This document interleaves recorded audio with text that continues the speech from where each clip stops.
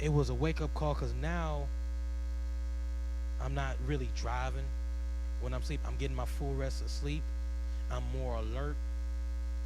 Just because that instant, God will allow things to happen in your life because He needs you to wake up. And that was a wake up call for me. That was a wake up. I have had accidents before, but this was a major wake up call.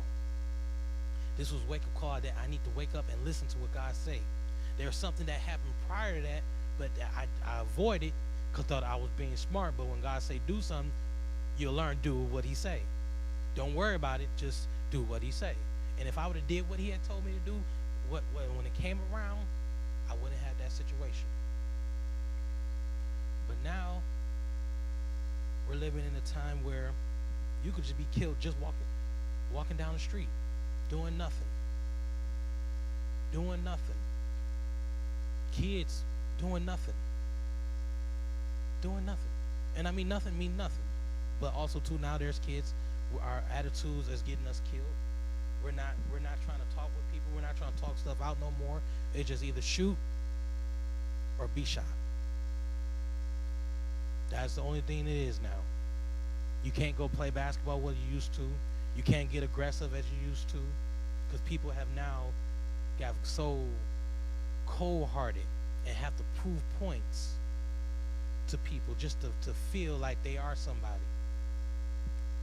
But do you know if you just believe in God and trust in God, He'll show you that you are somebody, that you do have a purpose, and His main purpose is you to fear Him. Just like it says in Ecclesiastes chapter 12, verse 13, fear God and keep His commandments, the whole duty of man. That is the whole duty of man, to fear God, keep His commandments. Oftentimes we don't want to fear God. Since He's not around, we don't fear Him. And fear of not saying, oh, I can't talk. Fear of knowing I can't do nothing without Him. See, we're walking around now saying we could do this, we can do that. We're an ability of working. But let one of your fingers get cut off. Let your feet get cut off. Let anything that happen to your body get cut off. Watch how fast we start crying out to God. That's why when you get older, I see why the people who's in the older generation, when they get into 60s, the 70s, and 80s, they start really relying on God. Because also in that same chapter, it talks about, remember the creator the days of your youth. Why? Because soon the body, the tremors, the teeth, everything, the windows, everything about you is going to start closing down. So now when you get older, you really have to walk in faith, because now the body, the things you used to do while you was younger, you're not able to do no more. You're not able to run like you used to. You're not able to eat like you used to. And I know we all like to eat. I know I do. We all like to eat, but you can't be able to chew. Even though people get dentures, but they still can't chew as what you think they can. Even though people can see, you can't. Even though we wear glasses, we can't see as we still can. Your eyes still get blurry.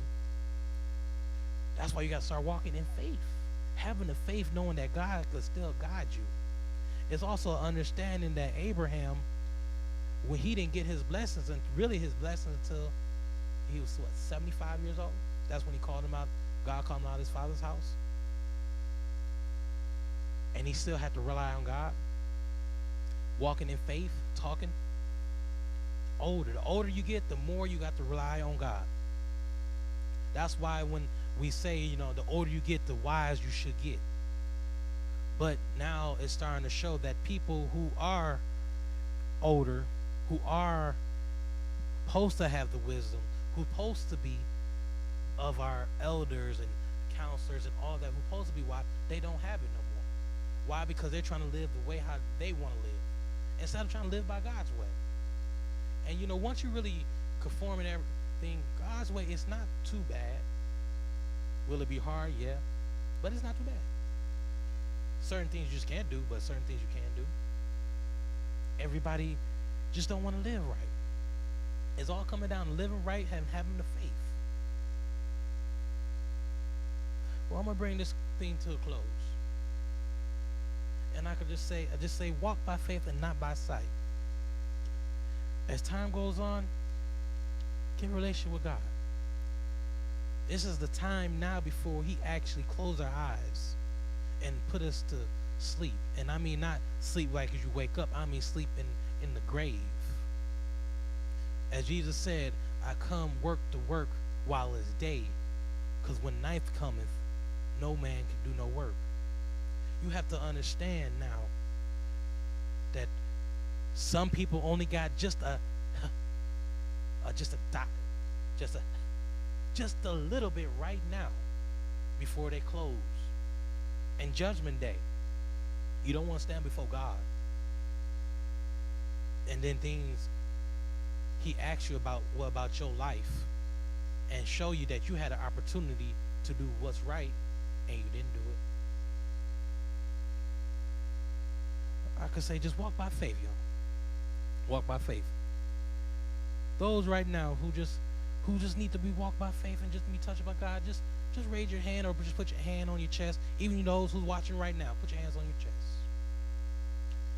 And just say, God, I need you. God, I love you. I can't do this without you. I need you on every leaning side. Lord, being a leader of the family, being a leader of the kids, being a leader of everything that you have us over, oh God. We need you. Walking by faith. Because faith is what we need, oh God. And once you make that confession to God, and watch how he'll start turning it around for you. Because you're confessing with your mouth that you need him. The more you confess with your mouth that you say you need him, the more he will step in for you. And this is my prayer. Also, too, if there's offering,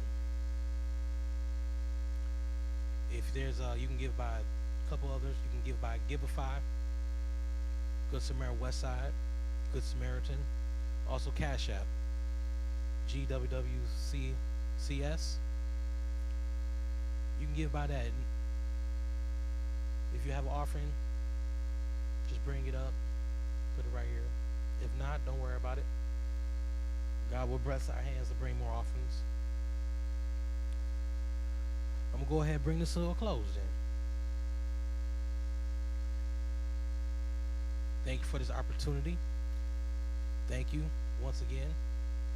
Our pastor, hopefully with safe travel, he'll come back around with no problem, and he'll clean everything up, and he'll finish off with faith. I don't know necessarily if he's going to continue in faith. God may have him go a different route, but he may continue in faith. This is my prayer. If any announcements going on, please bring them out. This Sunday, everybody say this Sunday. We have two people, Sister Naomi and Brother Campbell, Clarence. They're both going off to college, which is a good thing. I'm glad they be able to further their education. We want to encourage them. So this Sunday is going to be actually the trunk party. So whatever you have, whatever you're supposed to bring, please bring it. If you could bring it beforehand, go ahead and bring it beforehand. We'll set it up if you can't be able to make it. And we want to send them off well. We want them to let them know they are being loved, and we are proud of them for making the next stage. If there's any other announcements, no other announcements, I'm going to go ahead and dismiss.